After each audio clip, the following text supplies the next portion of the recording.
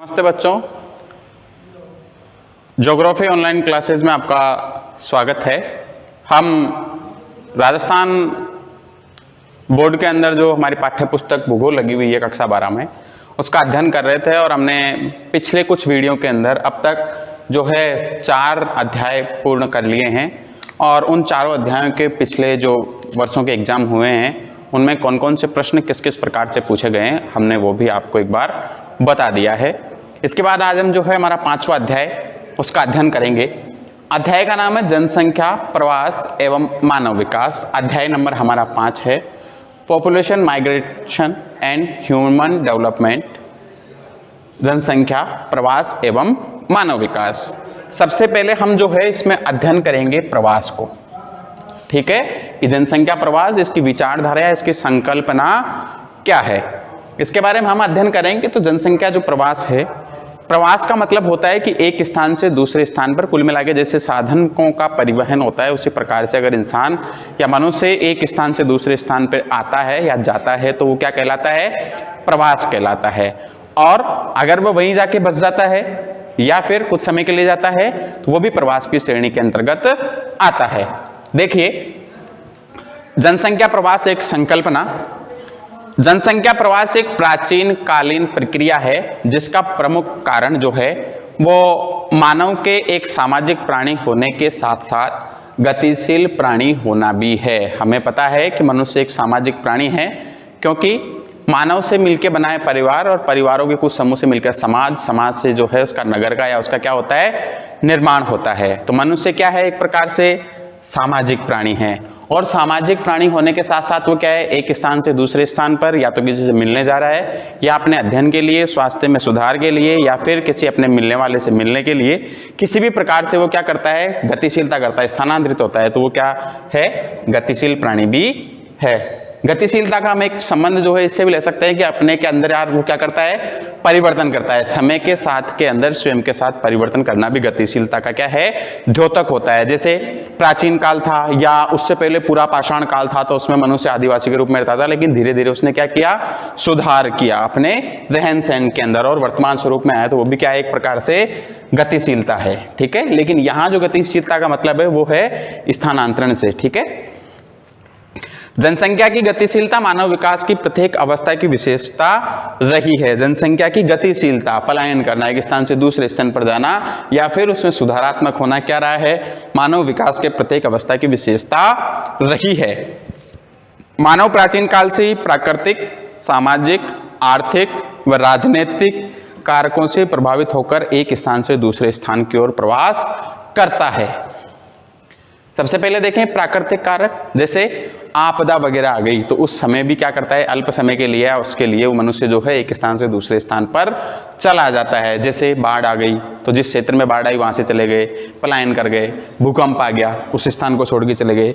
सामाजिक कारण, जैसे सामाजिक कारण और राजनीतिक कारण को हम दोनों को एक साथ में भी ले सकते हैं और अलग अलग भी ले सकते हैं। जैसे कोई क्षेत्र है, वहाँ पे किसी समुदाय विशेष का या किसी धर्म विशेष का जो है ज़्यादा बोलबाला हो गया, वो लोग वहाँ पे ज़्यादा रहते हैं तो वहाँ से भी क्या है? एक स्थान से दूसरे स्थान पर चला जाता है मनुष्य। या फिर अपने जो उसके जो मिलने वाले हैं, उसके परिवार के जन हैं या उसके समाज के लोग किसी दूसरे क्षेत्र पे जाके बस जाते हैं तो वो उनके साथ भी चला जाता है। आर्थिक कारण, रोजगार के लिए जाता ही है। राजनीतिक कारण, जैसे 1947 के अंदर भारत पाकिस्तान का विभाजन होता है और जनसंख्या, भारत की जो कुछ जनसंख्या थी जो पाकिस्तान में जाती है और पाकिस्तान की जो जनसंख्या है जो भारत में रहना चाहती थी वो भारत की ओर आती है। तो वो भी एक प्रकार से क्या हो गया? राजनीतिक कारण हो गया। प्रभावित होकर एक स्थान से दूसरे स्थान की ओर क्या करता है? प्रवास करता है। देखिए, किंतु वर्तमान में मानव की गतिशीलता को अधिक अवसर प्राप्त है। पहले तो मनुष्य क्या था? केवल पैदल ही जाता था। आधुनिकता बढ़ने के साथ साथ उसे क्या हुआ? कई सारे अवसर जो हैं वो प्राप्त हुए। मानवीय इच्छा का कारण है क्या चीज? स्थानांतरण। ठीक है, प्रवास की प्रक्रिया चुने गए स्थानों पर छोड़े गए स्थानों दोनों को ही विभिन्न समाजों के सामाजिक, व्यावसायिक तथा जनांगीकी संरचना में परिवर्तन के कारण के स्वरूप में समझा जा सकता है। देखिए, मानवीय इच्छा का कारण है। प्रवास की प्रक्रिया जो है चुने गए स्थानों एवं छोड़े गए स्थानों, जिस स्थान को व्यक्ति ने चयन किया, जैसे कोई व्यक्ति है आपके क्षेत्र का रहने वाला है और वो किसी दूसरे क्षेत्र में जाना चाह रहा है, तो जो जिस क्षेत्र में जाना चाह रहा है वो तो क्या हो गया, उसके लिए चुना हुआ स्थान हो गया। और जहां से जा रहा है या जिस जगह पहले रहता था वहां से जा रहा है तो उसके लिए क्या हो गया, छोड़ा गया स्थान हो गया। अब अगर यहाँ से जाएगा, जैसे किसी स्थान से चुना, यहां से गया, जैसे मान लीजिए कि मालपुरा में कोई व्यक्ति रहता है और मालपुरा से वो जयपुर जाएगा, ये मान लीजिए, तो मालपुरा तो जयपुर तो क्या हो गया उसके लिए, चुना हुआ स्थान हो गया, जयपुर चुना हुआ स्थान हो गया। और मालपुरा जो है वो क्या हो गया उसके लिए, छोड़ा गया स्थान हो गया। अब यहां की जनसंख्या अगर यहां जा रही है तो यहां की सामाजिक स्थिति में फर्क पड़ेगा, यहाँ की जो व्यवसायिक स्थिति है उसमें फर्क पड़ेगा, और यहाँ की जनांक की जनसंख्या जो है उसमें भी क्या होगी, कमी आएगी, ठीक है। और यहाँ से गया है तो यहाँ पे सामाजिक स्तर भी पड़ेगा, ठीक है, जनसंख्या भी यहाँ की वृद्धि होगी तो जनांकीय प्रभाव भी पड़ेगा, और व्यवसायिक संरचना जो है उसके ऊपर भी क्या पड़ेगा, प्रभाव पड़ेगा। तो जो माइग्रेशन होता है, जो माइग्रेट होता है या स्थानांतरण होता है, या मनुष्य जो है एक स्थान से दूसरे स्थान पर प्रवास करता है, तो जिस स्थान से वो गए हैं उस पर भी और जिस स्थान पर गए हैं उस पर भी, दोनों जगह ही जो है प्रभाव पड़ते हैं, जनांकीय प्रभाव, ठीक है।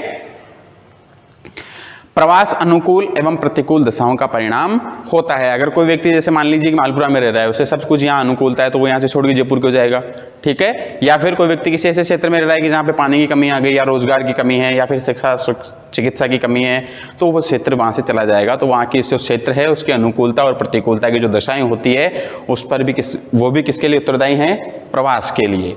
इसके बाद हम देखें कि बोंग-मोंगदे जो हैं उन्होंने प्रवास की जो परिभाषा है वो किस प्रकार दी है, किस प्रकार से प्रवास को जो है परिभाषित किया है। उन्होंने कहा है कि एक मानव समुदाय या समूह द्वारा अपने स्थानों को त्याग कर किसी अन्य स्थान पर जाकर रहना या बसना ही प्रवसन है।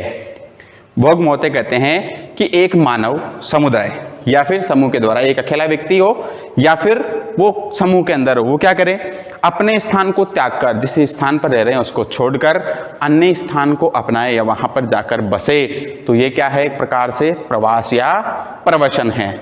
इसी प्रकार जो है इसकी दूसरी परिभाषा संयुक्त राष्ट्र संघ के अनुसार जो दी हुई है वो है कि प्रवसन एक प्रकार की भौगोलिक या स्थानिक प्रवासिता है, ठीक है, जो एक भौगोलिक इकाई तथा दूसरी भौगोलिक इकाई के मध्य देखने को मिलती है। एक भौगोलिक इकाई एक कोई सा भी प्रदेश से दूसरे प्रदेश के मध्य या तो आए हैं या गए हैं, दोनों के मध्य की जो क्रिया है या दोनों क्षेत्रों के अंदर इसको क्या किया जा सकता है, दृष्टिगोचर किया जा सकता है, किसको, प्रवसन को।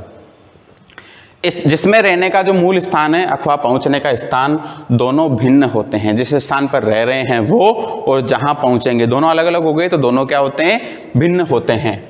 इस प्रकार का प्रवसन अधिकतर स्थायी होता है। एक बार एक कोई व्यक्ति अगर छोड़ के चला गया तो वो लगभग कैसा होता है, स्थायी होता है, क्योंकि इनमें मानव का जो निवास स्थान है, निवास स्थान रूप में परिवर्तित हो जाता है। जो उसका निवास है वो किस में हो जाता है, वहाँ उसके निवास स्थान के रूप में परिवर्तित हो जाता है। अब प्रवास के जो प्रकार हैं वो किस प्रकार के हैं, किस किस प्रकार से प्रवास होता है, तो देखिए, पृथ्वी के विभिन्न भागों में एक प्रदेश से दूसरे प्रदेश में मानव वर्गों का प्रवास होता रहता है। इसे हम जनसंख्या का स्थानांतरण भी कहते हैं। जो भौतिक प्रदेश हैं या पृथ्वी के जो विभिन्न भाग हैं उसमें क्या होता रहता है, एक स्थान से दूसरे स्थान पर मानव जो है उनके जो वर्ग हैं उनका प्रवास होता रहता है, तो इसे जनसंख्या का स्थानांतरण भी कहा जाता है। यहाँ से प्रश्न पूछा गया है एक बार कि जनसंख्या का या जो जनसंख्या स्थानांतरण है उसे परिभाषित कीजिए, तो आप ये जो है आंसर यहाँ से लिख सकते हैं। एक बार ऐसा प्रश्न भी पूछा गया है कि जनसंख्या स्थानांतरण कितने प्रकार का है, ठीक है, तो उसे भी हम आगे जो है पढ़ेंगे। इस आधार पर प्रवास के दो भेद हैं, एक तो उत्प्रवास और एक आप्रवास। अब उत्प्रवास तो क्या है और आप्रवास क्या है, इसको थोड़ा सा समझिए। उत्प्रवास जो है स्थानांतरण की वह प्रक्रिया जिसके द्वारा एक स्थान से मनुष्य दूसरे स्थान को जाते हैं। किसी स्थान को छोड़कर अन्य स्थान पर जाने की जो क्रिया है वो तो क्या है साहब, उत्प्रवास है। क्या है, उत्प्रवास है, जिसमें एक स्थान से मनुष्य दूसरे स्थान को जाते हैं, ठीक है, एक स्थान से और दूसरे को जाते हैं।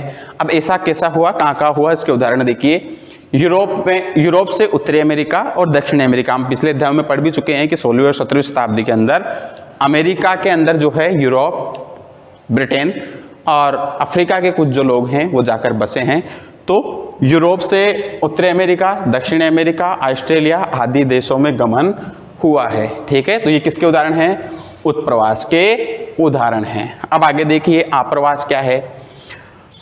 आगमन की प्रक्रिया जिसके द्वारा बाहरी स्थानों से मानव किसी प्रदेश या स्थान के अंदर आते हैं। जैसे मान लीजिए एक क्षेत्र है ये और दूसरा क्षेत्र है ये, ठीक है।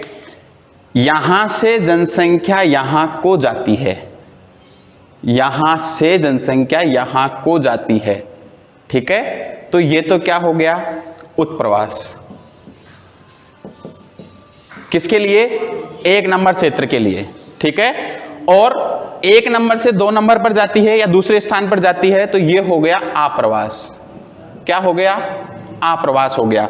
एक ही क्रिया है लेकिन एक ही क्रिया 2 स्थानों के लिए, एक के लिए उत्प्रवास और एक के लिए आप्रवास, क्योंकि यहां से तो जनसंख्या गई है यहां को और यहां पर जनसंख्या आई है, तो ये तो हो गया आप्रवास और ये हो गया उत्प्रवास। एक ही क्रिया होने पर दोनों क्रियाएं जो है दोहराई जाती है। जिस स्थान को छोड़ के गए हैं उसके लिए उत्प्रवास और जिस स्थान पर गए हैं उसके लिए आप्रवास। आगे देखिए इसको।